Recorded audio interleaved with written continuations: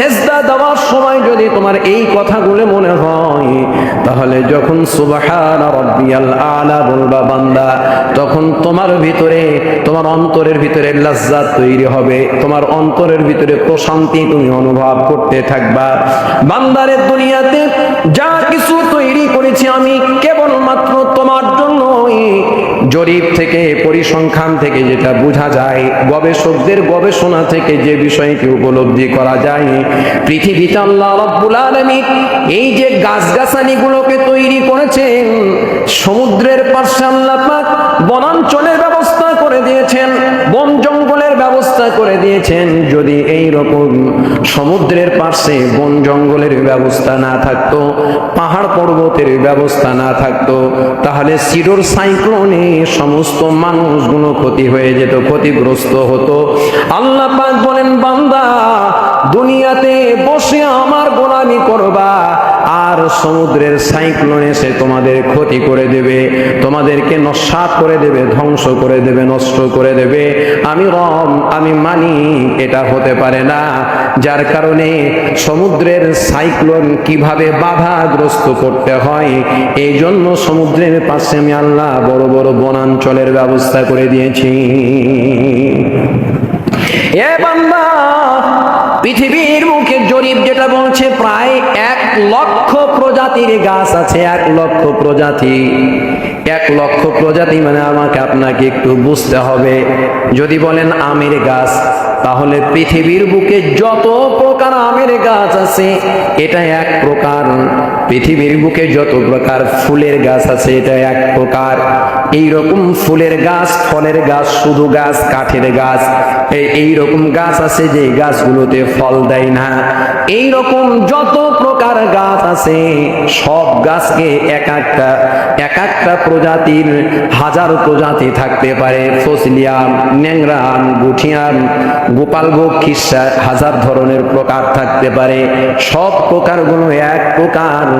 এইরকম ভাবে আমি আল্লাহ রাব্বুল আলামিন পৃথিবীর বুকে 1000 প্রজাতির গাছ তোমার জন্য ব্যবস্থা করে রেখেছি। আল্লামা তকি উসমানী রাহমাতুল্লাহি আলাইহি এই গোটা পৃথিবীকে আল্লাহ রাব্বুল আলামিনের হুকুমে আল্লাহ রাব্বুল আলামিন তাকে তৌফিক দান করেছেন। এত বড় একজন মুহাদ্দিস, এত বড় একজন মুফতি। পৃথিবীর বুকে যতজন মুফতি আছে তার ভিতরে একজন, গণনার ভিতরে একজন মুফতি, গ্রান্ড মুফতি আল্লামা তকি উসমানী রাহমাতুল্লাহ আলাইহি একবার আফ্রিকা সফরে গিয়ে আফ্রিকার জঙ্গল দিয়ে তাদের রেল, তাদের ট্রেন, তাদের যাত্রীবাহী গাড়ি যখন যাচ্ছিল, কালক্রমে একটা স্থানে গিয়ে সেই যাত্রা বিরতি করা হয়। যাত্রা বিরতির মুহূর্তে আল্লামা তকি উসমানী রাহমাতুল্লাহি আলাইহি তিনি বললেন, আমাকে একটু ঘুরে ঘুরে এই বনাঞ্চল পরিবেশটা, বন বাদারগুলো দেখার সুযোগ করে দাও। আধা ঘন্টা টাইম পেলে আধা ঘন্টা টাইমের ভিতরে একটু দেখার ব্যবস্থা করে দাও। যখন ওই স্থানীয় ব্যক্তিদেরকে সাথে নিয়ে তিনি বনের আশেপাশের গাছগুলো দেখছিলেন, আর আল্লাহর প্রকৃতি দেখে, আল্লাহর সৃষ্টি রহস্য দেখে দেখে তিনি আল্লাহ শুকরিয়া আদায় করছিলেন। এই মুহূর্তে একটা গাছের পাতা অথবা একটা গাছে এত সুন্দর দেখতে গাছ দেখলেই মনে চাইবে এর গায়ে একটু টাচ করে, গায়ে একটু হাত দিই, এর শরীরে একটু হাত দিই। যখন ওই গাছের শরীরে হাত দিতে গেলেন, পাশের থেকে যারা দায়িত্বশীল ছিলেন তারা বললেন, হুজুর এটার উপরে হাত দিবেন না, কারণ এই গাছের লোভনীয় নান্দনিক একটা পরিবেশ, সৌন্দর্য দেখে যদি আপনি তার গায়ে হাত দেন, এ গায়ের এত জেহেরিন, এত বিষ রয়েছে, সাথে সাথে আপনি এখানেই মরে যাবেন। তখন আল্লামা তকি উসমানী চিন্তায় পড়ে গেলেন। আল্লাহ পাক বলেন, মা হাল তাও, আল্লাহ পাক বলেন, আমি তো পৃথিবীর বুকে যা কিছু তৈরি করেছি একটা সামঞ্জস্যশীলতার ভিতরে তৈরি করেছি, অসামঞ্জস্য করে কোনো কিছুই তৈরি করিনি। উপকারের জন্য তৈরি করেছি, অপকারের জন্য তৈরি করি নাই। তাহলে আল্লাহর এই সৃষ্টি, এই গাছ কি বান্দার অপকারের জন্যই নাকি? তিনি এই চিন্তা করতে করতে লক্ষ্য করলেন ওই ওই গাছের আশপাশে ছোট ছোট অনেকগুলো গাছ রয়েছে। ছোট্ট ছোট্ট গাছগুলো দেখে তিনি বললেন, এই গাছগুলো কিসের গাছ? তখন ওই ব্যক্তি বলল, হুজুর, কোন ব্যক্তি যদি কালক্রমে এই গাছগুলো, যেহেতু আল্লাহর অনেক সৃষ্টি রয়েছে যাদের বাক স্বাধীনতা নাই, যাদের কথা বলার শক্তি নাই, যাদেরকে আল্লাহ বাক দেননি, কথা বলার সুযোগ করে দেননি, এই সমস্ত নির্বাক প্রাণীগুলো যখন চলাচল করবে, তাদের শরীরে এর পাতা, এর চামড়া, এর গাছের ছাল স্পর্শ করলে সে যদি বিষক্রিয়ায় আক্রান্ত হয়ে যায়, তাহলে সাথে সাথে এই ছোট্ট ছোট্ট গাছগুলোর পাতা চিবিয়ে খেলে তার বিষক্রিয়া শেষ হয়ে যায়। মা তারা ফি খালকির রহমানি মিন তাফাউত। আল্লাহ তাবারাকা ওয়া তাআলা প্রতিটা সৃষ্টি আমাদের উপকারের জন্য। কোন এক সময় আমি পত্রিকায় পড়ছিলাম এইরকম একটা ঘটনা, আপনাদেরকে সম্ভবত আমি বলেছি কথাটি। এক দেশে অতিরিক্ত সাপের উৎপাত দেখা দিল, সর্পের উৎপাত দেখা দিল। এই সাপ স্থানীয়ভাবে যখন বেশি উৎপাত করতে লাগলো, সরকার থেকে ঘোষণা হয়ে গেল সব সাপ মেরে ফেলতে হবে, আমার দেশে কোনো সাপ রাখা যাবে না। বনে জঙ্গলে যেখানেই পেয়েছে এমন একটা বিষ ছড়িয়ে দেওয়া হলো, এই বিষের কারণে সমস্ত সাপগুলোকে মেরে ফেলা হলো। সব ওই দেশে এখন সাপ মুক্ত, সাপ নাই।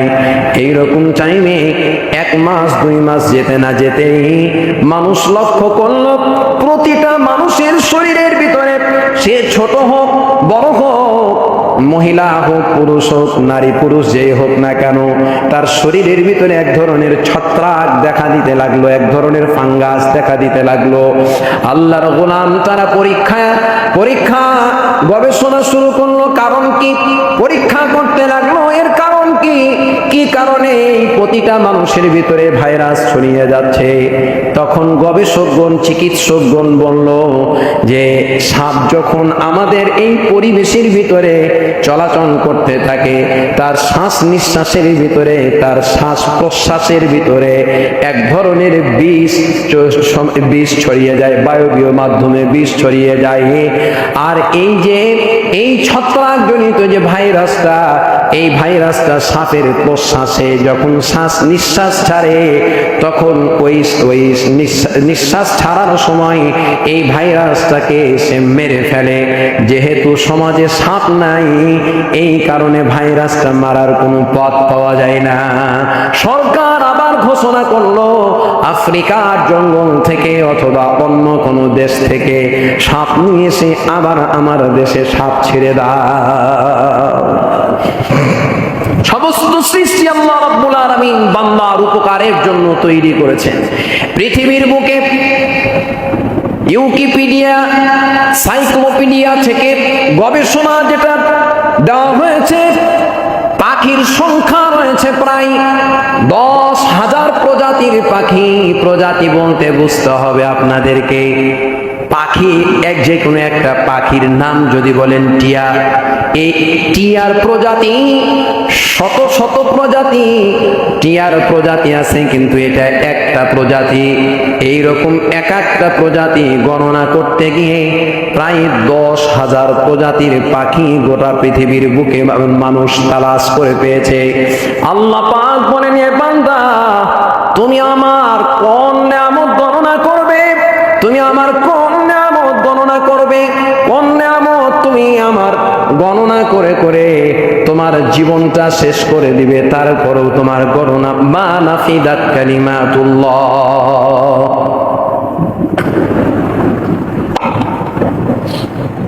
আল্লাহ তাবারাকা ওয়া তাআলা এই পৃথিবীর বুকে আপনি যেদিকেই তাকাবেন সেদিকেই আল্লাহর সৃষ্টি রহস্য অনুভব করতে পারবেন, দেখতে পাবেন। আল্লাহ সুবহানাহু ওয়া তাআলা সমুদ্র তৈরি করেছেন। এই পৃথিবীর উপরিভাগে যত এই উভচর প্রাণী যেটা পৃথিবীতে চলাচল করে, এইরকম সরীসৃপ প্রাণী, উভচর প্রাণী, এইগুলো প্রায় 6,000 প্রকৃতির আছে। 6,000 প্রকৃতি। গুই সাপ বলেন, এইরকম বলেন কুমির কুমির জমিনেও চলে, আবার পানির মধ্যেও থাকে। যত প্রাণী, উভচর যত প্রাণী আছে প্রায় ৬,০০০ প্রজাতি। আল্লাহ তাবারাকা ওয়া তাআলা বলেন, বান্দা এইগুলোকে আমি তোমার উপকারের জন্য তৈরি করেছি। ওশেন বায়োজিওগ্রাফি ইনফরমেশন সিস্টেম একটা অ্যাসোসিয়েশন, এই অ্যাসোসিয়েশনের ভিতরে প্রায় ২৭০০ বিজ্ঞানী আজ থেকে প্রায় ২২ বছর পূর্বে একটা জরিপ করেছিল, গবেষণা করেছিল। ৮০টি দেশ থেকে এই সমস্ত বিজ্ঞানীগুলোকে নেওয়া হয়েছে। তাদের গণনার মাধ্যমে তারা সমুদ্রের তলদেশ পর্যন্ত গিয়ে একেবারে অণু থেকে অণু, ক্ষুদ্র অণু প্রাণী এবং বৃহৎ থেকে বৃহৎ নীল তিমি পর্যন্ত তারা গবেষণা করেছে। গবেষণার মাধ্যম দিয়ে তারা যে বিষয়টি উপলব্ধি করেছে সেটা হচ্ছে যে আল্লাহ তাবারাকা ওয়া তাআলা গোটা পৃথিবীর বুকে যত তার সৃষ্টি তুলে ধরেছেন তার অধিকাংশই দিয়েছেন আল্লাহ রাব্বুল আলামিন সমুদ্রের তলদেশে। সুবহানাল্লাহ। সমুদ্রের তলদেশে প্রায় ১,২০,০০০ প্রজাতির প্রাণী এই সমুদ্রের তলদেশে আছে। ১,২০,০০০ প্রজাতি। যদি আপনি মাছের ক্রাইটেরিয়া ভাগ করেন, আপনি যদি মাছ, তারপরে ছোট ছোট জীবগুলো আছে, ছোট ছোট প্রাণীগুলো আছে, এগুলো যদি খেয়াল করেন, এইরকম ১,২০,০০০ প্রজাতি। ভাবতেই অবাক লাগবে, চিন্তায় আসবে না, আমার আপনার চিন্তার ভিতরে আসবে না। এক একটা প্রাণীকে আল্লাহ রাব্বুল আলামিন এমন ভাবে তৈরি করেছেন। এগুলো করেছেন কার জন্য? শুধুমাত্র মানুষের জন্য। তারপরেও তো বিজ্ঞানীরা যে সমস্ত গবেষণা করে, এই গবেষণার ভিতরে তো তারা কিঞ্চিত পরিমাণ আল্লাহর যে সৃষ্টি রহস্য লুকিয়ে আছে এর তো অনেক ভাগই তারা মানুষ দেখতে পায় না, উপলব্ধি করতে পারে না। আল্লাহ তাবারাকা ওয়া তাআলা বলেন, বান্দা এই সব কিছুকেই কেবলমাত্র তোমার জন্য তৈরি করেছি, পৃথিবীর ভারসাম্যকে ঠিক রাখার জন্য। আমি আল্লাহ রাব্বুল আলামিন বড় বড় পাহাড়গুলোকে তৈরি করেছি যাতে করে আমার বান্দা এই জমিনে সুস্থ এবং সুস্থভাবে আল্লাহর গোলামি করতে পারে। আল্লাহ তাবারাকা ওয়া তাআলা তিনি যে মালিক, এই আয়াতের শেষাংশে আল্লাহ পাক বললেন, এতগুলো নিয়ামত দিলাম বান্দা, ইন্নাল ইনসানা লাযালুমুন কাফফার। এতগুলো নিয়ামতের ভিতরে বান্দা নিয়ামত পাওয়ার পরেও অত্যাচারী। বান্দা তুমি অত্যাচারী হও বেশি, আর বেশিরভাগ তুমি নাফরমান, অকৃতজ্ঞ হও। কারণ হলো আল্লাহ রাব্বুল আলামিন এই নিয়ামতগুলো দিলেন যাতে করে নিয়ামত দেখে দেখে বান্দা আমার গোলামি করে, আমার পরিচয় পাওয়ার পরে আমাকে সেজদা, আমার সামনে সেজদায় লুটিয়ে যায়। বান্দা তোমার মন চাই তুমি সেজদা করো, কিন্তু মনের বিরুদ্ধে কাজ করে তুমি যখন সেজদা না করো তখন মুতমাইন্না নাফসে মুতমাইন্না, এটা জুলুম, এটার উপরে জুলুম করা হয়। আর তোমার নাফসে লাওয়ামা, তোমার নাফসে আম্মারা, খারাপ নাফস মুতমাইন্না নাফসের উপরে জুলুম করে, তাই তোমার নাফস জালেম। এই কারণে আল্লাহ পাক বলেছেন, বান্দা তুমি জানেন আমার এতগুলো নিয়ামত দেখার পরেও নিজের উপরে জুলুম করো, আল্লাহর গোলামি করো না। আর আল্লাহর গোলামি না করার কারণে তুমি বড় অকৃতজ্ঞ। আল্লাহ শুকরিয়া আদায় করো না বান্দা। আল্লাহ সুবহানাহু ওয়া তাআলা বান্দাকে ডেকে বলেন, বান্দা আমি আল্লাহ, এটা আমার ইসমে জামেদ, এটা আমার জাতি নাম আল্লাহ। পৃথিবীতে কোন ব্যক্তি এই নাম ধারণ করে নাই। আলোচনার শুরুতে আমি আপনাদেরকে বলেছি আল্লাহ শব্দটা ফেরাউন ধারণ করে নাই। আল্লাহ রাসূলকে আল্লাহ পাক বলেন সূরা তাহার মধ্যে, কুল ইন্নানি আনাল্লাহু লা ইলাহা ইল্লা আনা ফা'বুদনি ওয়া আকিমিস সালাতা লিযিকরি। হে নবী আপনি বলেন, ইন্নানি আনাল্লাহ, নিশ্চয় আমি আল্লাহ। অর্থাৎ হে রাসূল আপনি আমার পরিচয় দিয়ে বলেন, নিশ্চয় আমি আল্লাহ। লা ইলাহা ইল্লা আমি ছাড়া কেউ নাই তোমাদের উপাস্য, ফাবুদনি, অতএব আমি আল্লাহর কেবলমাত্র গোলামি করো, ইবাদত করো। আল্লাহ পাক বলেন, বান্দা আমার এই নাম ছাড়া, আল্লাহু লা ইলাহা ইল্লাহু লাহুল আসমাউল হুসনা। বান্দা আমি আল্লাহর এই আল্লাহ নাম ছাড়া আরো অনেক সুন্দর সুন্দর নাম রয়েছে। এই সুন্দর সুন্দর ওয়ালিল্লাহিল আসমাউল হুসনা ফাদউহু বিহা, আল্লাহ পাক বলেন যখন তুমি নিরালায় নির্জনে আমার কাছে চাইবে, আমার কাছে বলবে, ওয়ালিল্লাহিল আসমাউল হুসনা, আল্লাহর জন্য রয়েছে সুন্দর নাম, এই নামগুলোর কাছে ফরিয়াদ করো। আল্লাহ তাবারাকা ওয়া তাআলা বলেন, আল্লাহু লা ইলাহা ইল্লাহু, আল্লাহ নাই কোন ইলাহ আল্লাহ ছাড়া, লাহুল আসমাউল হুসনা, তার জন্য সুন্দর সুন্দর নাম রয়েছে। এই নামগুলো ধরে আল্লাহ পাক, নামগুলো বলে আল্লাহ পাককে ডাকেন। আমরা তেলাওয়াতের ভিতরে অনেক সময় পড়ি, হুয়াল্লাহ হুয়াল্লাহু আল্লাযী লা ইলাহা ইল্লাহু আলিমুল গায়বি ওয়াশ শাহাদাতি হুয়ার রহমানুর রহিম। হুয়ার রহমান, আল্লাহর এক নাম রহমান। আপনি বলেন, ও আল্লাহ তুমি রহমান, আর এক জায়গায় তুমি বলেছ রহিম। আল্লাহ, দুনিয়াতে যতই নিয়ামত আমি পাই, আমার কাছে মনে হচ্ছে আমার কর্মের, আমার অর্জিত ফসল এইগুলো না রে মাবুদ, এ আল্লাহ আমি আমার কর্মের দ্বারা এগুলো অর্জন করতে পারি নাই। কেবলমাত্র তোমার রহমত ছাড়া আমি আমার জ্ঞান গরিমার দ্বারা এগুলো অর্জন করতে পারি নাই। কেবলমাত্র তোমার রহমত ছাড়া আল্লাহ আমার যোগ্যতার বলে এইগুলো অর্জন করতে পারি নাই। কেবলমাত্র তোমার রহমত ছাড়া। এইভাবে আল্লাহর নাম ধরে বলেন, আল্লাহ তুমি যে বলেছো তোমার নাম রহমান, তোমার নাম রহিম, তোমার নাম মালিক। আল্লাহ গোটা পৃথিবীর বাদশাহ হলে তুমি মালিকুল মুলক। আল্লাহ তুমি বাদশাহ, কার কাছে চাইবো? তোমার কাছেই চাই। ফকির ফকির স্বামী স্ত্রী পরামর্শ করলো, দেখো কার কাছে যাইবা, কার কাছে যাবা। এইভাবে জিন্দেগি করতে করতে প্রতিদিন 2 টাকা 5 টাকা উপার্জন করি, এতে ফায়দা হয় না। বাদশার কাছে যাও, বাদশার কাছে গিয়ে যদি কিছু চাও, হতে পারে ওই বাদশা যদি কিছু তোমাকে দিয়ে দেয়, তাহলে সেইখান থেকে আমরা লাভবান হয়ে যাব। 1 পা 2 পা করতে করতে ফকির বাদশার দরবারে গিয়ে হাজির। বাদশার দরবারে গিয়ে হাজির। বাদশার নিরালায় নির্জনে একটা কামরা আছে। বাদশার মহলের ভিতরে একটা মসজিদ আছে। তখন স্থানীয় দরওয়ান যারা ছিল, যারা দেহরক্ষী ছিল, তারা বলল বাদশার সঙ্গে দেখা করতে যাবে। ওই যে বাদশা কিছুক্ষণ সময়ের জন্য তার খানকায় মসজিদের এক কোণে নিরালায় বসে আছে, ওইখানে যাও।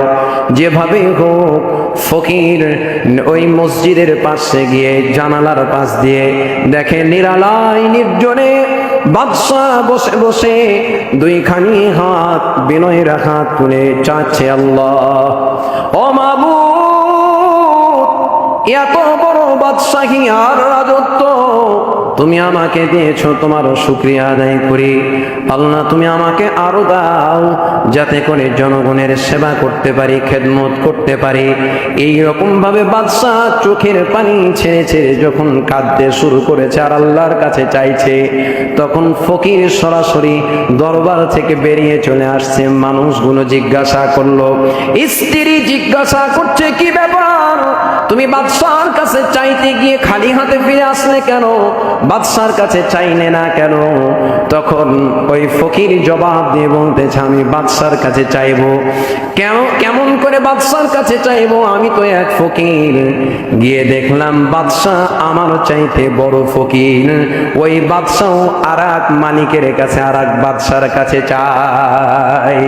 চিন্তা করলাম ওই বাদশা যদি কোনো মালিকের কাছে চাই, তাহলে আমি আল্লাহ রাব্বুল আলামিন, আমিও তো আল্লাহর বান্দা, আমিও তো আল্লাহর গোলাম, বাদশাকে যদি আল্লাহ দেয়, আমি ফকিরকেও আল্লাহ দেবে।